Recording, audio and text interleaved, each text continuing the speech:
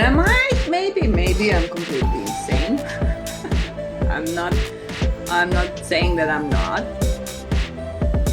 But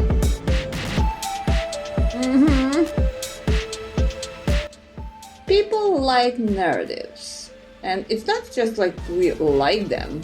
We are led by them, and depending on what narrative you jump in, well, that's what your reality is. So I like jumping in from one narrative to another one.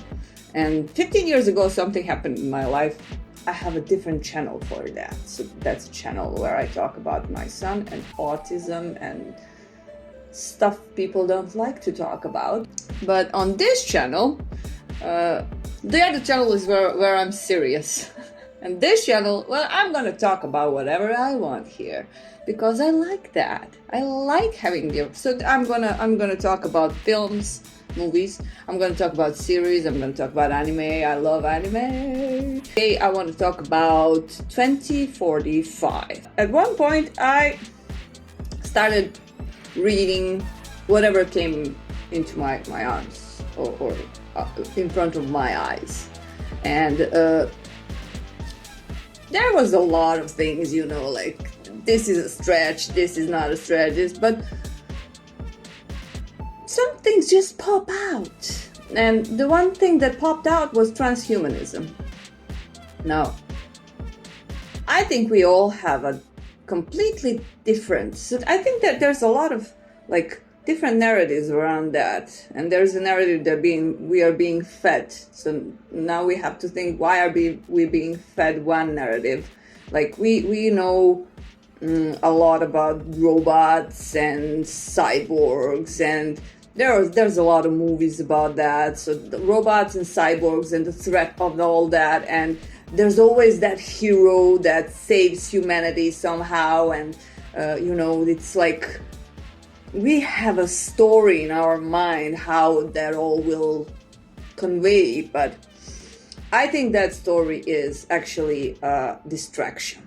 I don't think that it's not gonna happen, that it's not, it's something that is a distraction, something that we will think that we got it all figured out. On one side, it's an implant that could save your, I don't know, it can help you walk. It's like something that it's gonna be sold as something good. But on the other side, why is that such a threat? And they can control, but I don't think they can, it's not that kind of control. And just reading about that and I wasn't actually reading about that. I was reading about a lot of different things. But that one thing popped out and started popping out a lot. And so the elites want to make us cyborgs, and I was thinking, what kind of benefits would they have from making us half machines, half humans? And how would they control us? Would they control our minds? They already do, in a way. They already steer our minds by using narratives, and they use all the available media. Is it radio? Is it movies? Is it books? Is it internet? So they use all available media already, even politics, to steer us towards that 2045. And everybody's talking about 2025, like Trump. And everybody's talking about 2030, but nobody's talking about 2045. And I think I got to figure out what exactly and how exactly are they going to control us. And I don't think it's what we think it is. I don't think it's like we are going to be half robots and that's what they are going to do. And how I think it's already in motion. So bear with me. A lot of people are nowadays starting to speak about the reproduction problems and how in the near future we can expect. So till now we had populated, and it was overpopulation was the problem. But then they started mentioning the society collapse because there will be there will not be enough humans. So we are going to have a problem with population decline. And at the same time,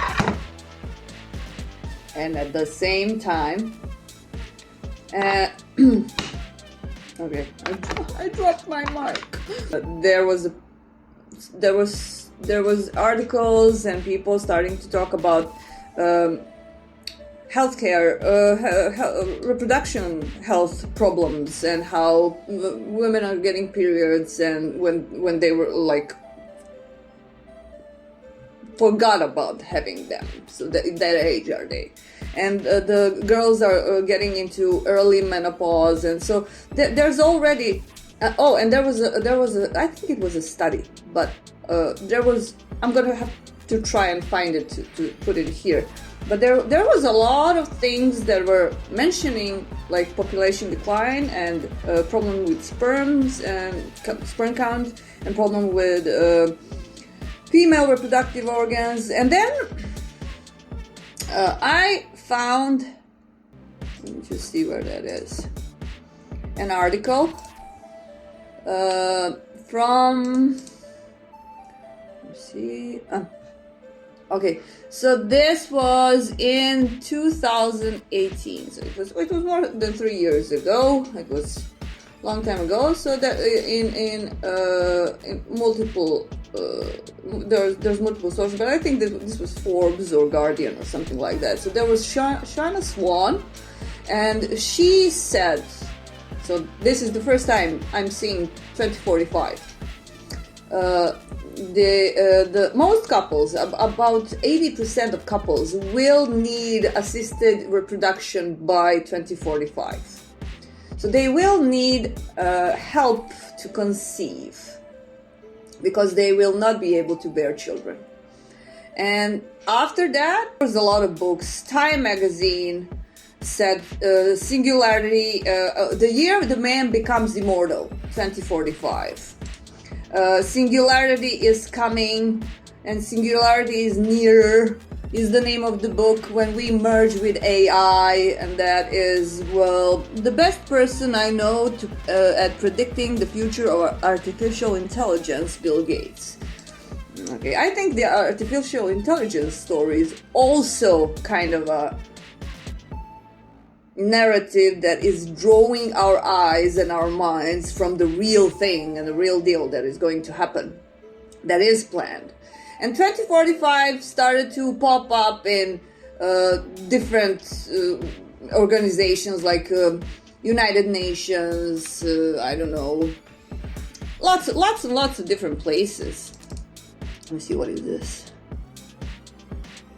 Okay. And there was this initiative 2045. No, not that was fun read. There's I think there was it was a Russian billionaire, and he really wanted to live forever. So he developed an idea of an avatar that he will upload his mind to, and live forever in that singularity of the internet space as an avatar. So 2045 was there a lot. So this is what I think is going to happen. Making mRNA and coming into our DNA had multiple goals. One of the goals is the depopulation, so that's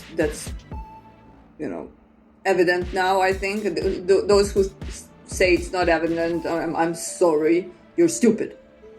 There's also a problem with reproduction, so that the controlled reproduction, we will not be able to reproduce.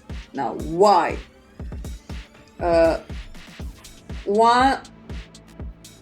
7 years ago, I think it was 7 years ago, we had official insider tech articles that were like talking about scientists growing lion fetus inside an artificial womb. So we had the story about an artificial womb, and about a year ago, there was an article in The Economist. Are artificial wombs the future? And at the same time, you have to wonder the growing number of women who claim that babies are not babies and that it's okay to, if you wanna, right? So that psychological separation from your offspring has already happened. And the celebrities who are using surrogate mothers, I know some women can't have children, but the celebrities are acting like poor women are their incubators because they don't want to ruin their bodies. So there's 2 years ago, there was a commercial for Ecto-Life. Now, Ecto-Life is a factory, future factory of the babies. And that is when I was like, oh, so that's the goal. Now we have to think of the elites as them being rich for a very long time, like centuries long time. We gotta imagine that, you know. And we gotta imagine them as rich people who, well, do not share the knowledge they have. And we know that. We know that when we get a technology, that technology is already far gone. Something to put a patent on it. It cannot be natural. It has to be modified. So once we become modified humans and grown in factories, because we can't have children, don't remember? You don't forget that. We will not be able to have children. But they will be able to offer the children to us. So they will be grown in factories. But they will also have a patent on them because they are changed. Their DNA is changed. That means the humans will be legal slaves. They will be owned by corporations. And you know that credit score and carbon footprint and all the rest of the stories that we have, that's what's gonna decide who can rent a baby. But we will also accept it with no. And imagine the world where that's a normal thing. Is that a singularity? Sure, there will be people who will still be able to have kids. Something like that will happen. It will be called a miracle. Like, oh, that happened, you know. And sure, there will be people who will not be genetically modified. I could tell you what I think will happen with them. But I think everyone in the future will be owned by corporations. I think they did it by mingling with the DNA, by going into the DNA, by sterilization. And I think that is the final goal. That's the singularity. That's the it's not 2030. It's not 15-minute cities. It is in a way, but that's not the final goal. Because that's all that can, you know, we can fight, but if we don't have babies, and if the babies are factory made, and you can choose, do you want to have a blue-eyed baby, or do you want to have a green-haired baby, or I don't know, but do you want a girl or a boy? Would you like your boy to be tall? We are going to accept that, because we will not be able to have children anymore. And I think that's the final goal.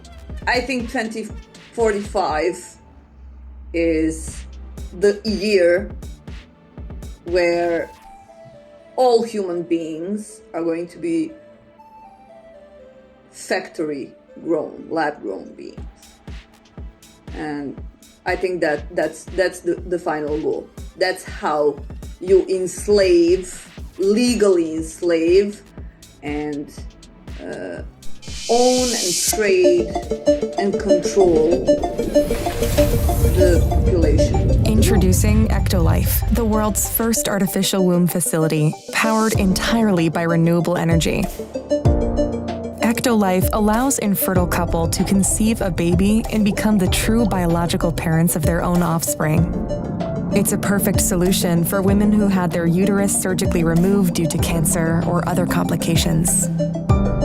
With Ectolife, premature births and C-sections will be a thing of the past.